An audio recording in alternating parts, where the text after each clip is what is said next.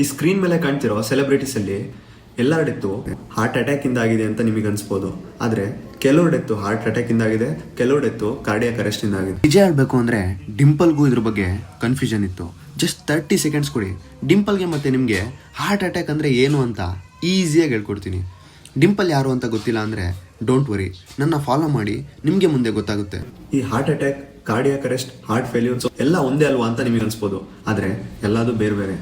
ಈ ವಿಡಿಯೋದಲ್ಲಿ ಕಾಣ್ತಿರೋ ಪ್ರಕಾರ ಇಲ್ಲೇನು ರಕ್ತನಾಳ ಇದೆ, ಈ ರಕ್ತನಾಳ ಎಲ್ಲ ನಮ್ಮ ಹಾರ್ಟ್ ಮಸಲ್ಗೆ ಬ್ಲಡ್ನ ಸಪ್ಲೈ ಮಾಡುತ್ತೆ.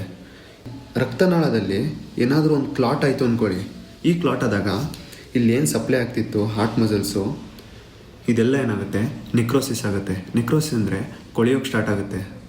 ಇದನ್ನ ನಾವು ಹಾರ್ಟ್ ಅಟ್ಯಾಕ್ ಅಂತೀವಿ.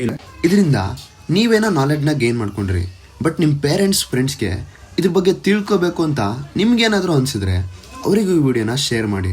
ಬಟ್ ಡಿಂಪಲ್ಗೆ ಹಾರ್ಟ್ ಫೇಲ್ಯೂರ್ ಮತ್ತು ಕಾರ್ಡಿಯಾಕ್ ಅರೆಸ್ಟ್ ಬಗ್ಗೆ ಏನೂ ಗೊತ್ತಿಲ್ಲ.